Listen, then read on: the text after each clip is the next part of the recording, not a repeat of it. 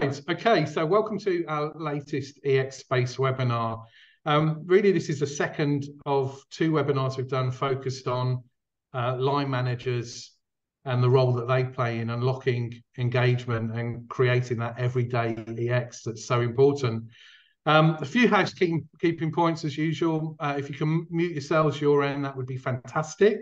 We've got at the bottom of the screen, hopefully you've all found it already, is the access to the chat functionality. Please feel free to drop questions and insights and reflections in there as we go. There's also the cute little emojis that you can use to tell us what you think, or indeed raise your hand if you want to add something or ask a question at any point along the way. We'll keep our eye out for that. We're recording the webinar, just to say if you need to drop out at any point, you'll get access to the recording after this. It'll be available to non-members via our YouTube channel, and obviously for members stored within the webinar archive on the EX Space. So for those of you that don't know me, I'm Lee Smith. I'm one of the co-founders, together with Emma Bridger, of the EX Space.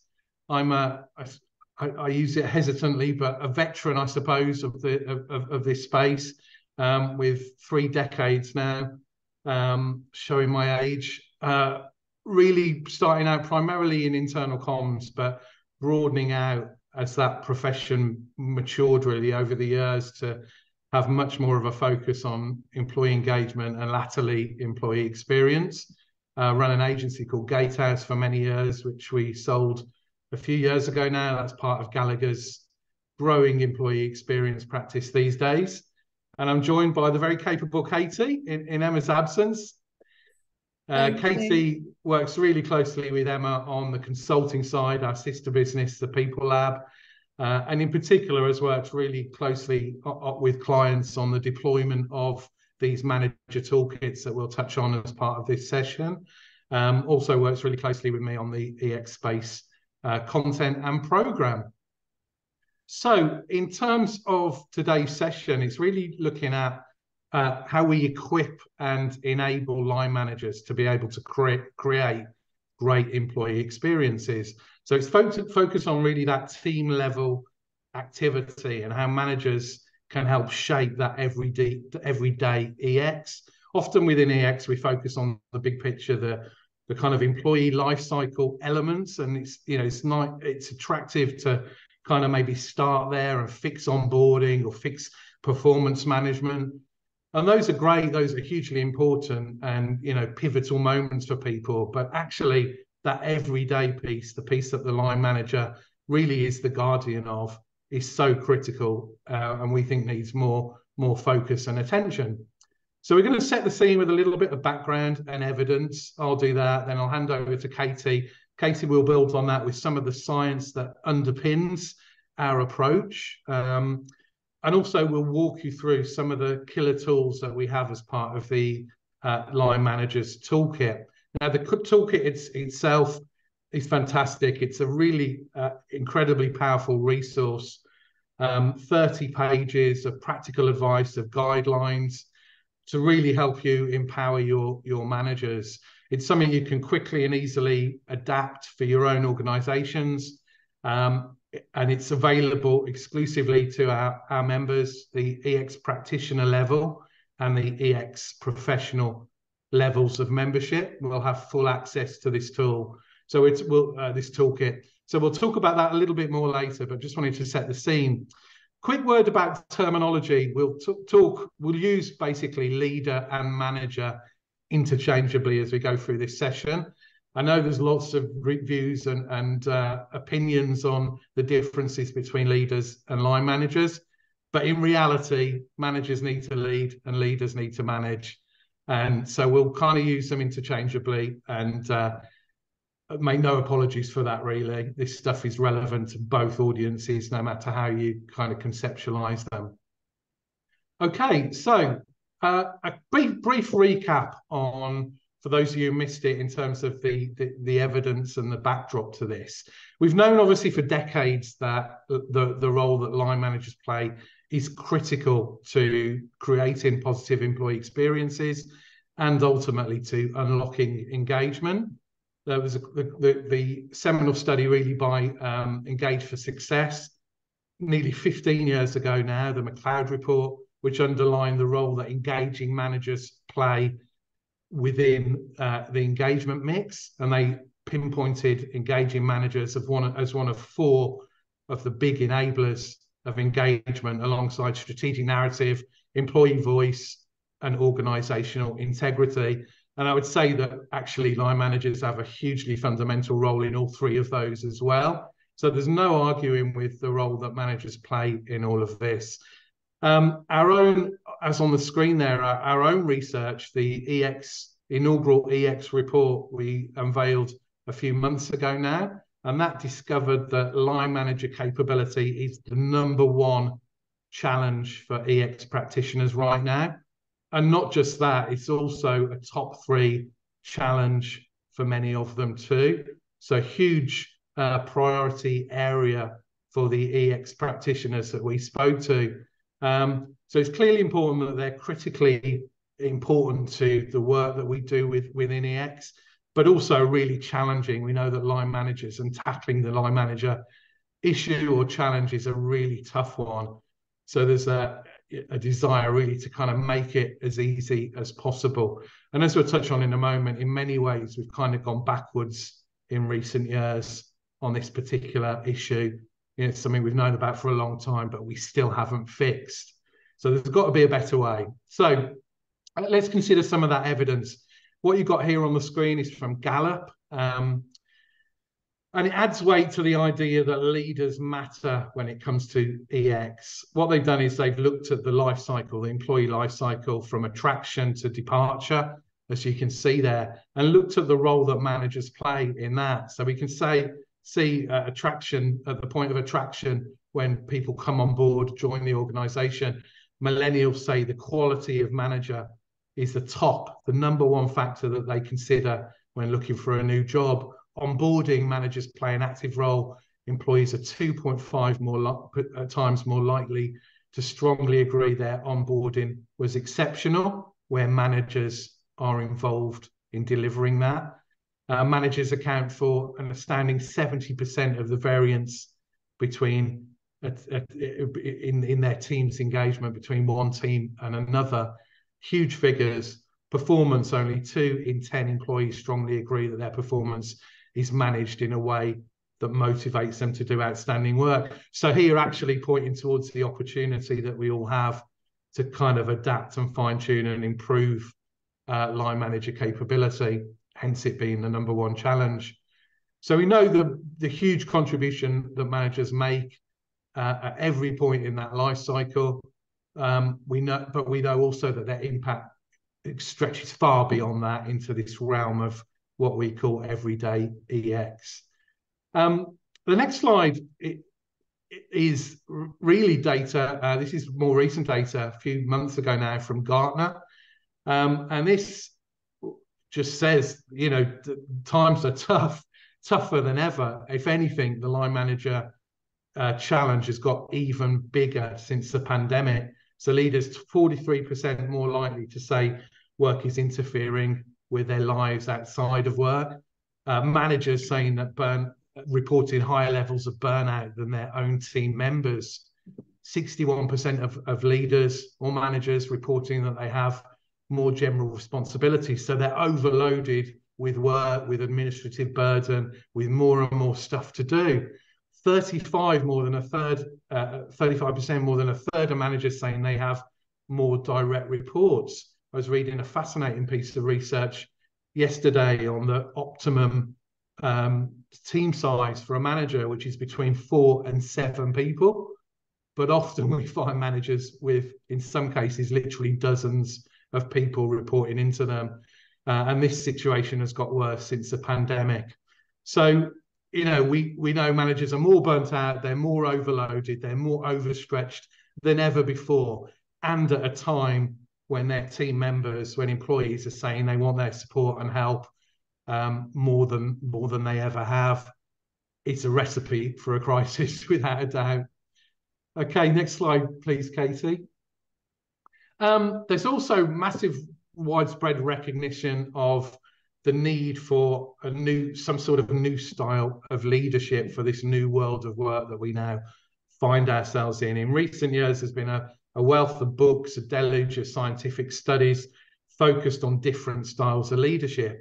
Some of them here on this slide, and all of them make clear the link between that style of leadership or management, whatever term you want to use, and engagement, and getting the most out of people and creating a great environment for people. There's transformational leadership, authentic leadership, conscious leadership is another one I've been reading about, optimistic leadership, and many, many more.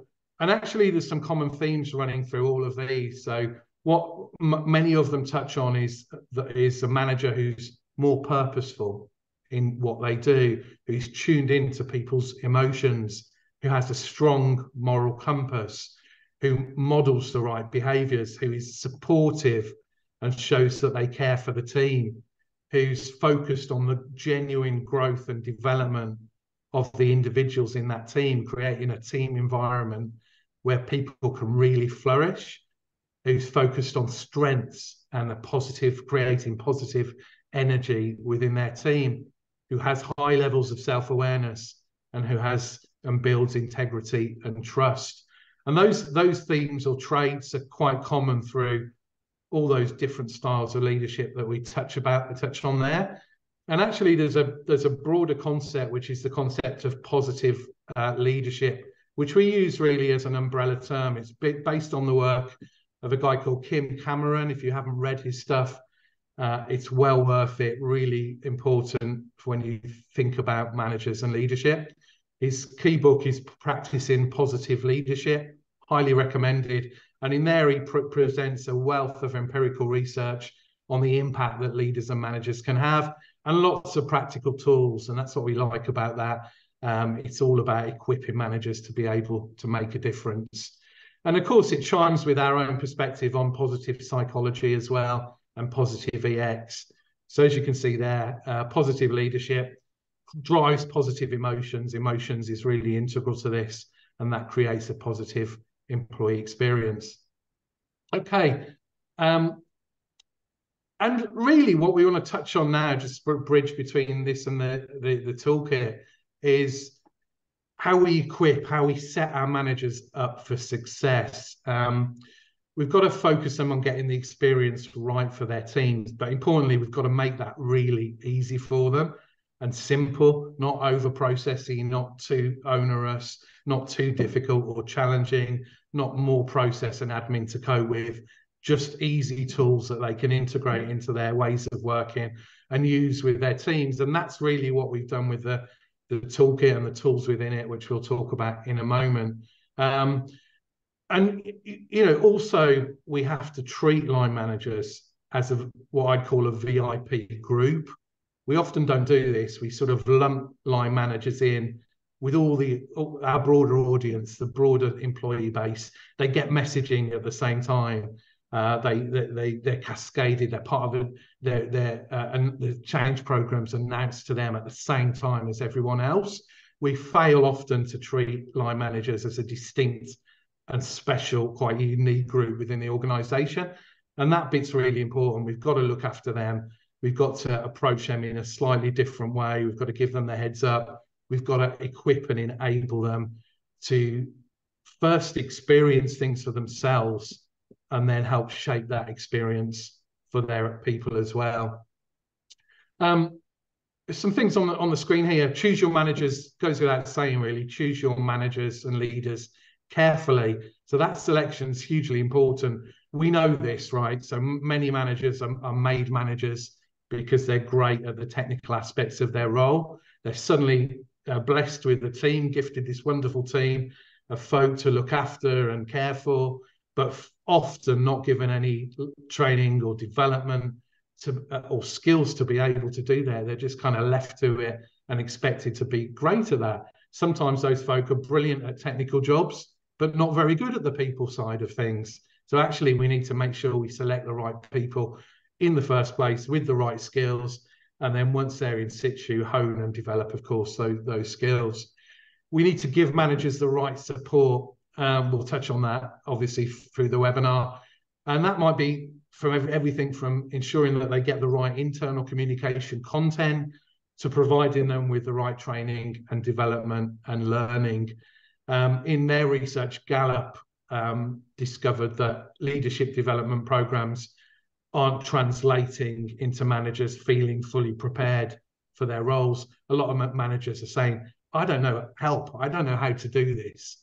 Give me some tools, give me some support. So we have to really appreciate the challenges that they face in their roles.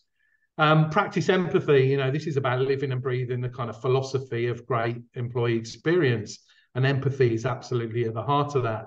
So start with your managers and leaders first is what we would recommend.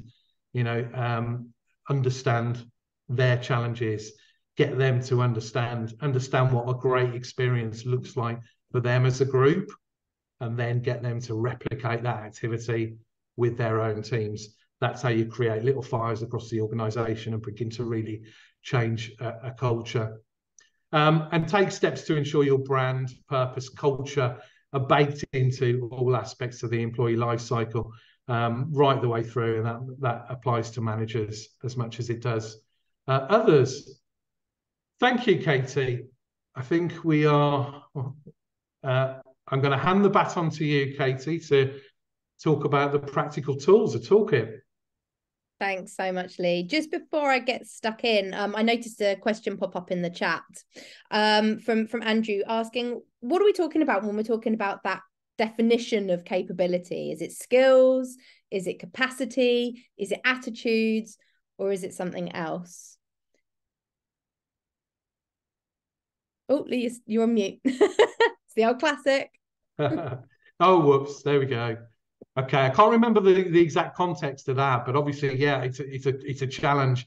Capability can be defined in lots of different ways. I can't remember where we covered that off. Sorry, I didn't tackle it at the time. Yeah, no worries. I think Andrew, it covers all of those things. I think absolutely those soft skills that managers have to do. Capacity has to be taken into consideration, because just as you saw from that very first sort of setup for the call, was managers have a lot on their plate already. And we don't want this to feel as though it's an extra thing that they have to do. It should be part and parcel of how they manage and how they lead. And so, yeah, I think I can. We talked about line manager capability at the start, didn't we? And I think you're absolutely right, Katie. This, hopefully, as I've built through that, you can see there's so many dimensions to this. They're time starved, they're overburdened. Absolutely, capacity is part of it. They're underskilled. Often we, as organisations, we're poor at what we still call soft skills, which are actually critically important hard skills, really, and add massive value to the organisation.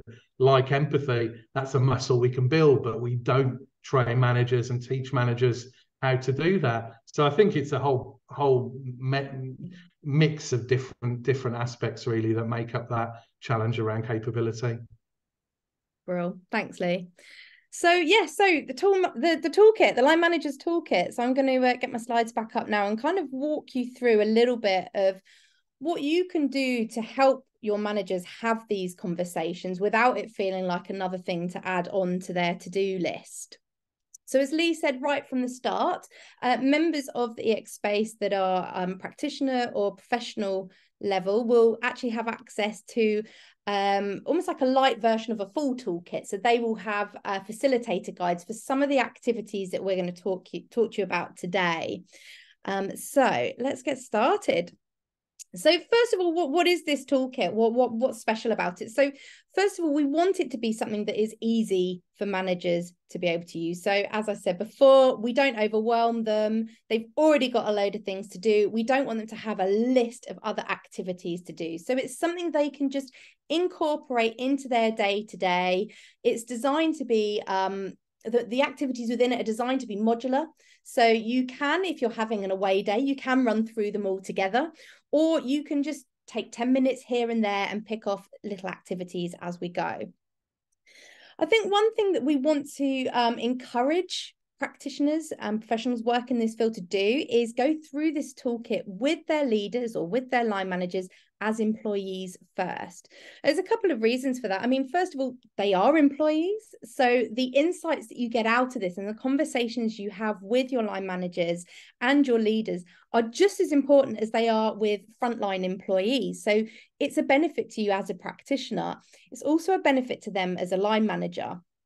Firstly, because they're having these conversations and you're bringing them in and getting them involved in owning experience and owning engagement. But also we find that when they go through these activities, that's when they start to have some of these light bulb moments too. And they can see the value in this stuff and they can really get behind it. So as Lee mentioned as well, the toolkit is based on positive psychology. So all the activities within it are strength-based. So rather than that kind of old deficit model where we're having conversations about, okay, what could we do better? What's broken? How can we fix it? Instead, we're stretching a bit more and being like, okay, so where do we actually want to get to? What's possible? What could we achieve if we all kind of work together and own this? And finally, the way that the activities have been set up are designed to give both employees and managers a psychologically safe space to have these discussions. Again, when you're working in that deficit model, it's quite daunting, I think, for managers and leaders, because you're asking people to throw it at me. What's wrong? So by asking it a different way and asking people to think about what does good look like, straight away it becomes a much more enjoyable conversation for both the leaders, the managers, and the employees themselves. So we are using a positive psychology model called appreciative inquiry to sort of walk through this toolkit. This is the model that we will use. Within the toolkit, we don't need to use that terminology. I think appreciative inquiry, it's not a particularly friendly term to use, and I don't think it necessarily adds any value to set the scene and talk about appreciative inquiry.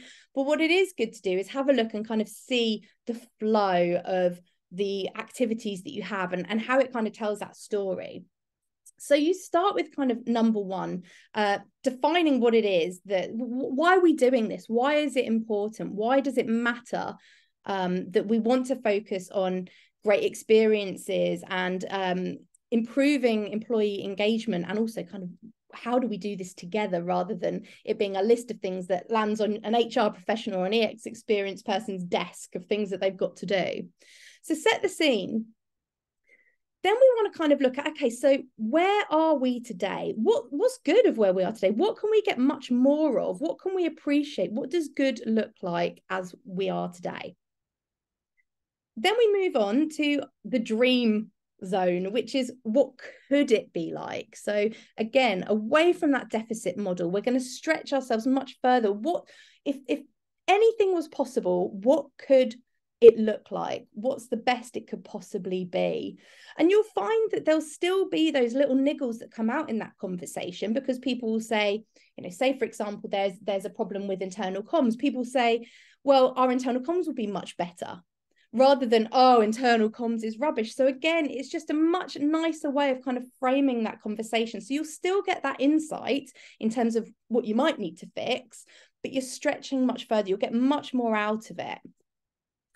So then again, you're having these conversations now. You'll be starting to getting your people's buy-in to what it is that they want it to look like. So together you can then co-construct your plan. So what can we do to get us there? So we know where we are today. We know where we want to be. So what do we need to do?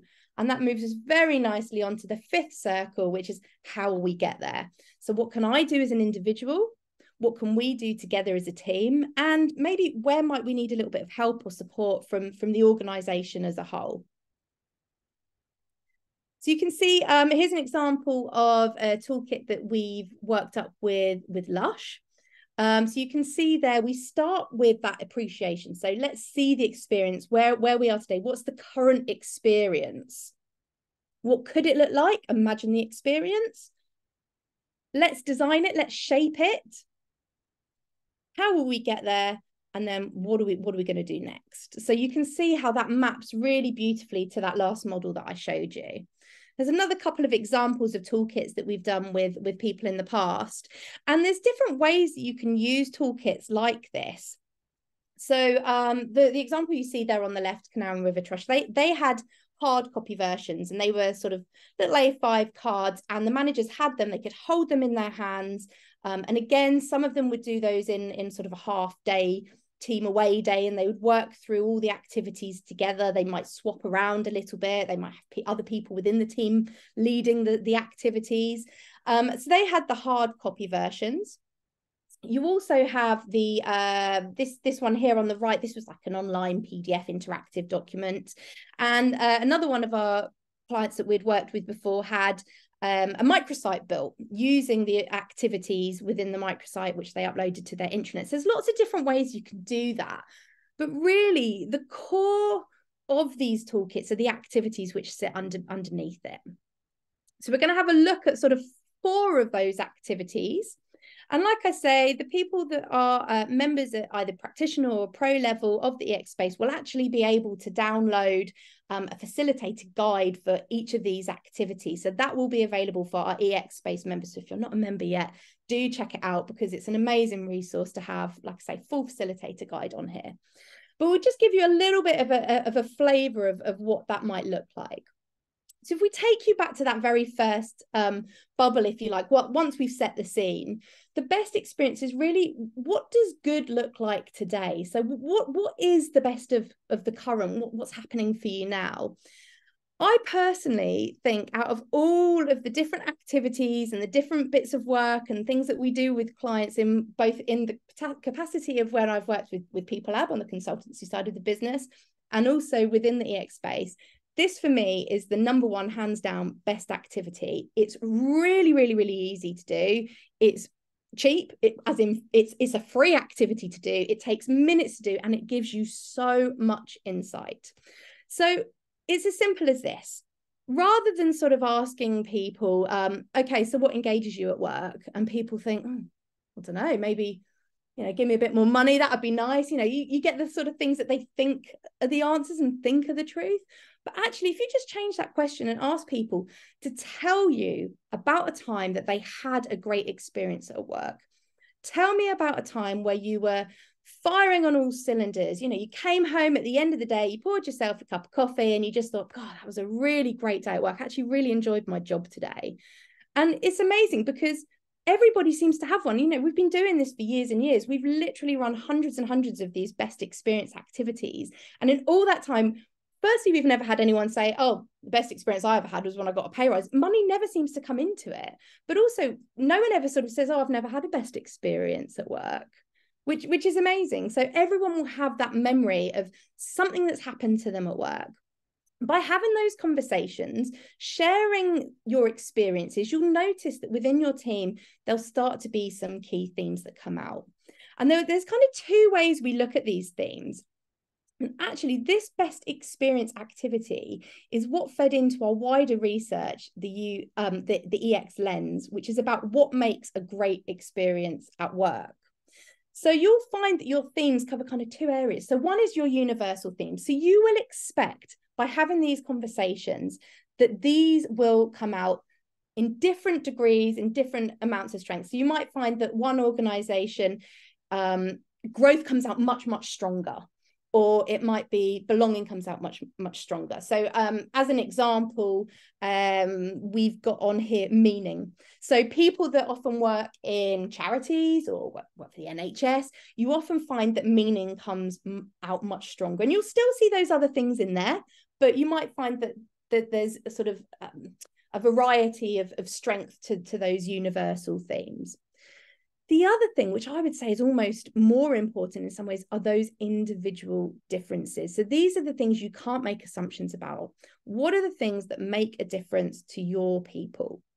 And it could be anything. So one of the organizations we worked with, one of the things that came out really strongly for them is they wanted that opportunity to travel. They were an international firm, and people loved the fact that they could go to different offices all over the world and have work experience all over the world. So find out what those individual differences are. So you'll have that conversation. You'll find out what was a great experience for them. And straight away, you'll have that insight into what makes a great experience for your people to different degrees. And if someone is saying to you, actually, growth is really, really important to me, straight away, you know that on your action plan, you want to look for opportunities to help them grow. You know, what's available to them. It might be that they say, autonomy is really important to me. So what opportunities are there for them to sort of step up a little bit and have that autonomy? So as soon as you start to have those conversations, it will help you understand what they need to have great experience at work. So it's a really, really, really powerful tool. And like I say, it takes minutes to do. So I think it's my favorite. So hence the enthusiasm. Okay.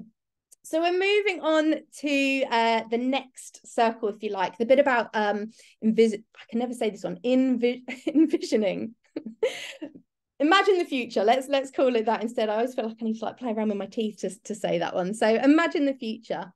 So again, really, really simple one here is asking people what it could look like. So everything is possible. And there's loads of different ways that you can do this activity with your people. It could just be a conversation. It might be the particular activity we suggest in this toolkit that's available to EXSpace members is a mood board, and we walk you through sort of how that could work.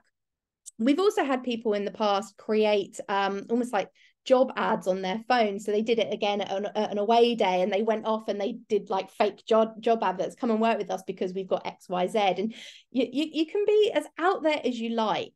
It doesn't have to be reflective of what's current and what you think is possible. It's if anything is possible, what could that look like? And again, straight away, you're starting to build up this picture about what would really excite people, what really would give people those great experiences at work. So then you're moving on as you start to develop your plan based on those conversations. And the next activity is around Mind the Gap. So by that, we're taking that first activity of where we are today, and we're looking at where we want to get to. So what's the difference? How much work have we got to do here? And where do we want to focus our attention? What's going to give us the biggest bang for our buck? And again, by getting your people involved in these conversations, by getting them to tell you about what they want the future to look like, straight away, you're starting to get a little bit of their buy-in and ownership as well. People want to get involved in seeing it through and making this happen. So together you can start to co-create your plan, what you would like to see, what you actually need to do to get there.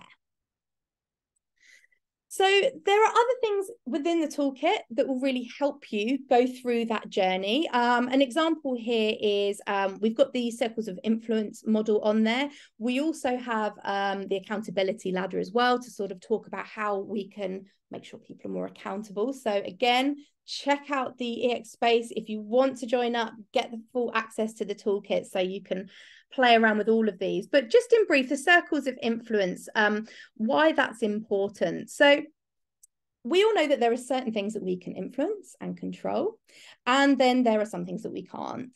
So we have a choice about where we focus our attention and our energy.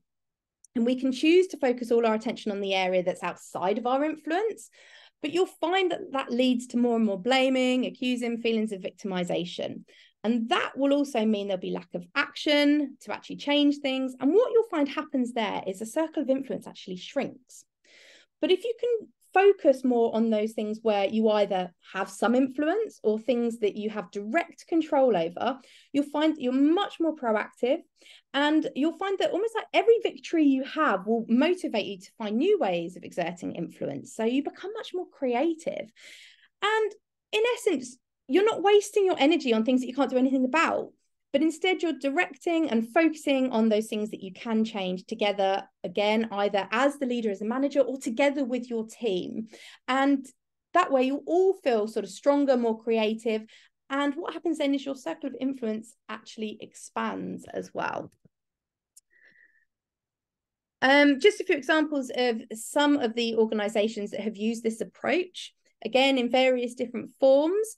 And we do also offer the opportunity to sort of have a bespoke toolkit made. So if you want to have it to your particular branding, we can make sure it all ties in line with sort of culture, values, all of those other things. And that is something that we could also do. So do get in touch if that's something that might be of interest to you. And that's what we've done for these guys here. Just some examples of the ROX, or return on experience, if you're not familiar with that particular acronym. So the toolkit has delivered some of these for some of those clients that you just saw on that previous slide. So I'm not going to read them all out and be too big-headed, but you can see there's some really impressive stats there. You can see that it really has made a huge difference. So I will I'll hover over those for a second more while you can take them in. I think that's pretty much it from me. So I'm going to open the floor. I can see there's loads of things in the chat and I can't actually see what they are at the moment because I'm sharing my screen. So I'm going to stop sharing my screen. I'm going to take a sip of my drink and I'm going to hand over to you, Lee, to start going through. Yeah, no worries. Thank you, Katie. So we've covered quite a complex subject relatively briefly there. And I think, you know, as Katie touched on, there's a wealth of science that sits behind this. I mean, appreciative inquiry in itself is a kind of methodology that dates back a number of decades now. It's informed by the sort of social constructionism movement. There's a wealth of academic data out there around that. If you look for a guy called David Cooperrider in the States, is the kind of guru, if you like, of appreciative inquiry. And that, you know, also forms part of the sort of wider positive psychology field, which informs all of this. And what we try to do is develop some really simple, practical tools. As I said at the top, we've got to make it easy for managers. We've got to equip and empower them with things that they can use within their team. And as Katie pointed out as well, and one of the questions touched on, you know, we actually really the best way to do this is get managers to have a go for themselves. So we as HR, EX, internal comms, wherever we sit, professionals, go through this process with our leaders, our managers, and you know, you could start at the top, get them to go through this, the value and the power of this process, and then they will be naturally much more equipped to run it with their teams. So it's kind of almost like a cascading approach at its best, where you work it down through the layers. And it becomes baked into the way of doing things, the ways of working, the culture of the organisation. Katie, did you want to pull out any particular questions? Yeah, and if anyone wants to ask any, please put your hand up and we can come to you live. Absolutely. Or you can pop them in the chat, or if you don't even want to pop them in the chat for all to see, then feel free to send me a direct message. Just change the drop down in the chat function and I can read it out for you if you don't want to read it out loud. But I am going to start with a question that's just come through actually. So when we're talking about having conversations or speaking with line managers, what format do you find to be most effective? Focus groups, surveys, something else? Thinking specifically for big audiences where one-on-one conversations wouldn't really be possible. So, I mean, first of all, I would say it has to work for you, for your organization.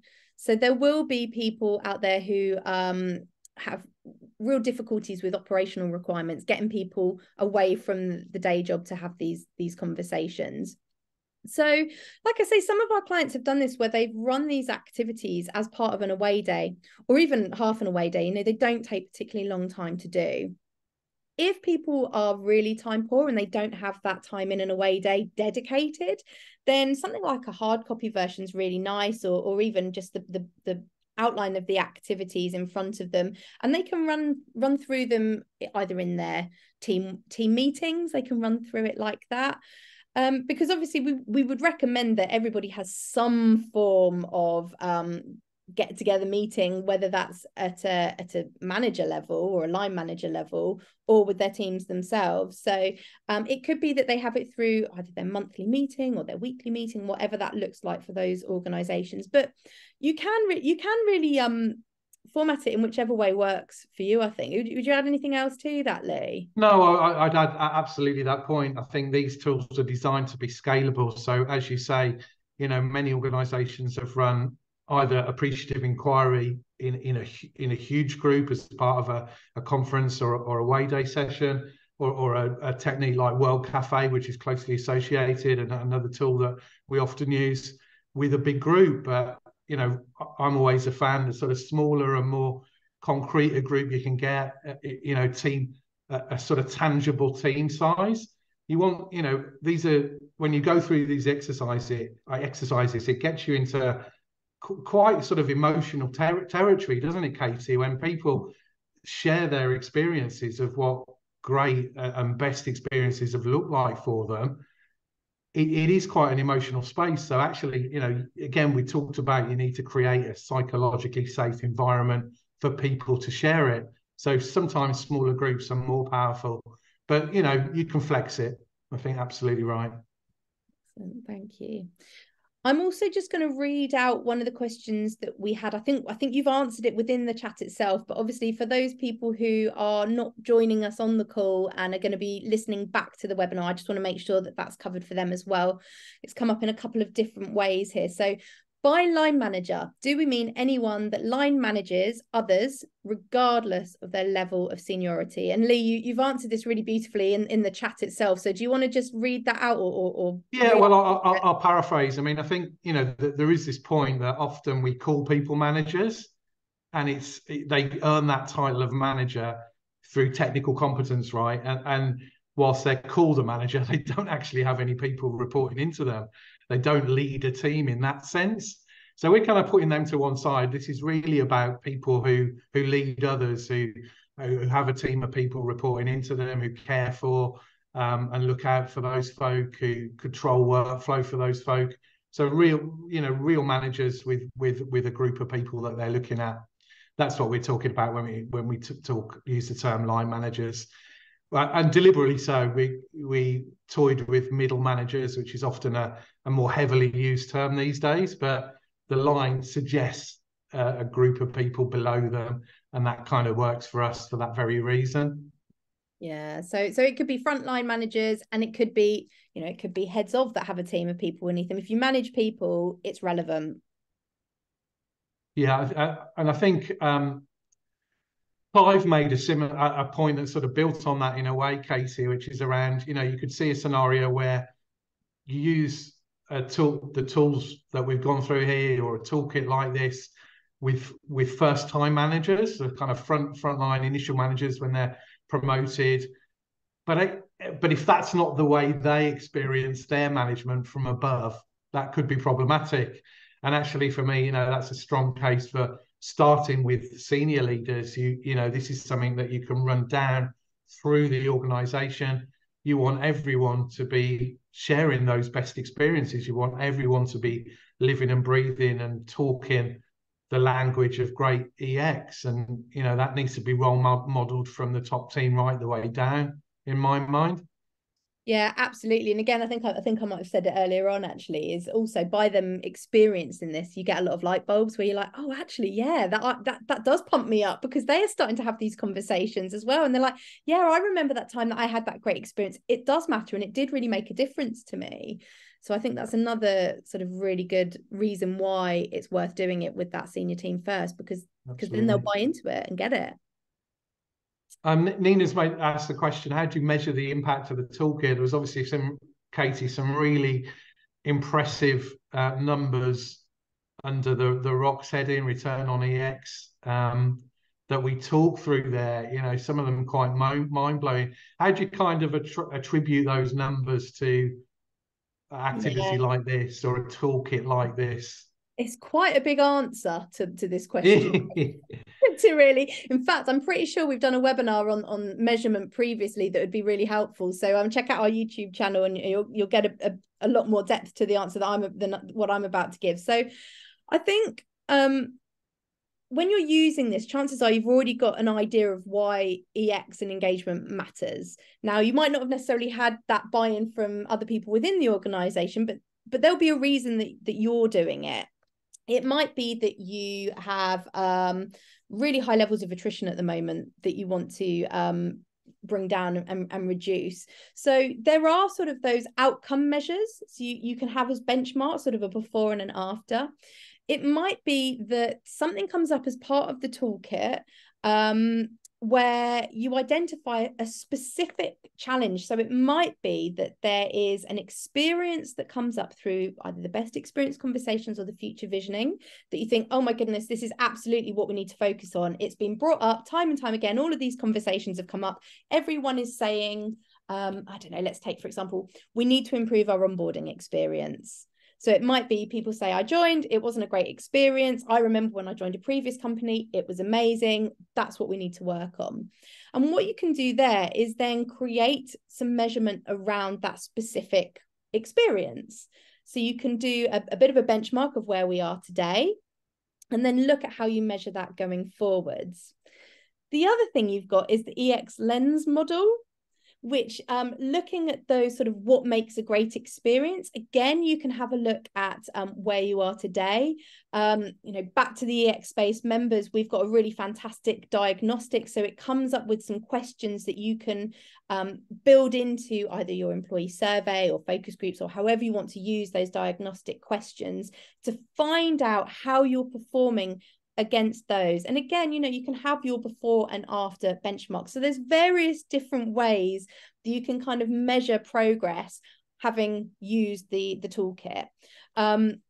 There's a lot more to it than that, and I like I say, I'm really just scratching the surface with that answer. So have a look at the YouTube channel. We've definitely done conversations on measurement, or join the EX space, and then you'll be able to have all the diagnostics and all the tools that help really explain that as well. So hopefully that gave you a little bit of a flavour. That's great, Katie. I was just going to add, I think, the toolkit and the tools or the interventions that we've outlined briefly here, they're about sparking a conversation, starting a conversation around great employee experience. So often, that will be the start of a journey for an organization. As you do things like the best experience activity, it unearths a whole range of things, and that then generates activity that drives a more positive experience across the board. So it's not necessarily always just the toolkit that's delivered that enormous positive benefit. It can be a range of things, but really the toolkit or the interventions that we talked about here are the kind of catalyst for change that has driven that positivity, that move towards greater EX.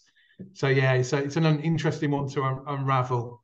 But in all of those cases, the line manager toolkit, very much along the lines of what we described here, was the kind of starting point for that journey. So we're going to attribute some of the benefit, a big chunk of the benefit to this. Hope that answers your question, Nina. Katie asked, if someone internally is looking into delivering this, who do you think's best suited to do that? So, if you're kickstarting a project, making use of these interventions, Katie, who's best to deliver that? Is it the HR team, internal comms, EX leaders, or indeed is it baked into the operations? Is it senior leaders that should be equipped to deliver this and make it happen? Yeah. Okay. So again, I think I would say your organization best. So I think, again, having that sort of flex in what approach you take is key. So I see the other part of your sort of question comment here, Katie, is sometimes it's not best to have those particular people running the sessions, because it might actually hold people back from sort of saying what needs fixing, if they might be a factor, for example. And that's a really good point. And I think if you're aware of that being the case, then yeah, think about who you might use. I would add, Katie, if you're doing this in the right way, remember that this is about focusing on strengths, on positivity, on what's great, on when we're working at our best as a team, it looks like this. That's the whole reason that we do this in a kind of positive psychology way, and why we use a technique like appreciative inquiry. As the name says, it's about being appreciative and valuing what's great, rather than focusing on the negatives and what's broken and what needs fixing. So actually the process and the whole design of these interventions is designed to kind of avoid that. It's not about blame. It's not about identifying broken. Of course, sometimes you're going to flag some of those within these sessions anyway. But if you're facilitating it in the right way, it's very much about the positives and what's good or great about the team or the organisation. Yeah, 100%, Lee. Absolutely right. I think there will still be cases where, for whatever reason, it's not going to work for your organization. It might be that you have a group of people who just for whatever reason refuse to give that time to do that from the senior point of view. I think the one thing I would absolutely make sure you don't lose is for them to go through it. Whether they then go on and deliver it, I think, you know, that's up for grabs.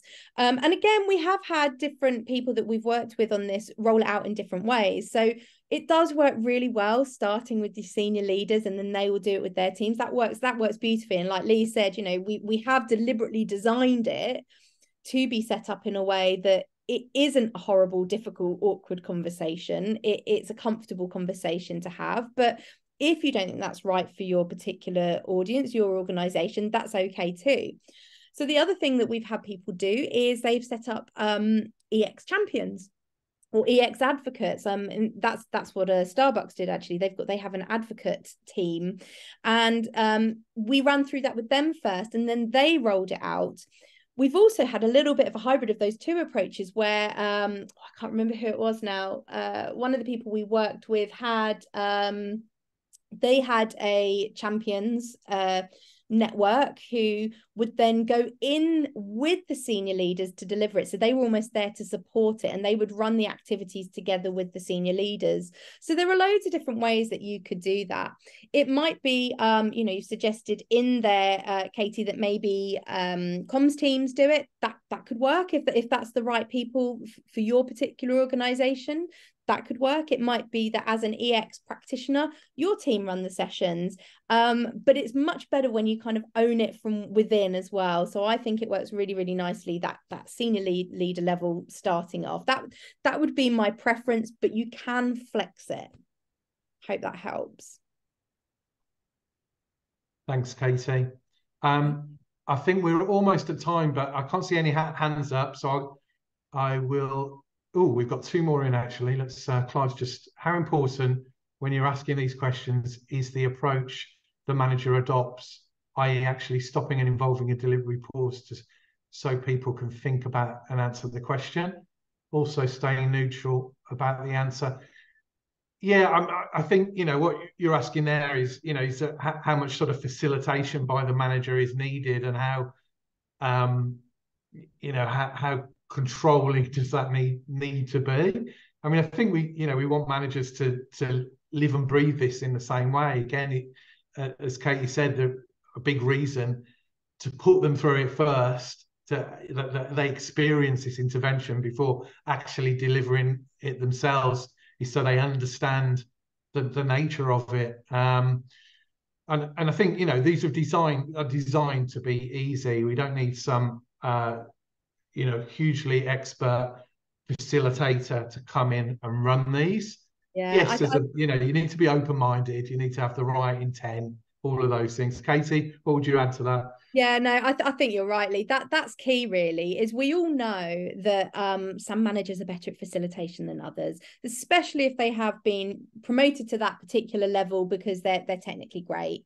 It might be that they are an engineer and they're naturally introverted, but they're fantastic at their job. They get promoted, all of a sudden they're managing people, and it's big and it's scary, and they're not the best facilitators, as one example. So we, again, have deliberately created these activities to be really, really simple. They factor in that time for people to have their say. So, for example, the best experience activity, we say for people to go off and have that conversation in pairs. There's a set amount of time. They have that conversation, they come back, they feed it back, and you capture the theme. So it's all sort of built into the actual activity itself. So it's really, really simple. So even if you don't necessarily have facilitation skills or the confidence to facilitate, it's all there, really, really simple for you, step by step.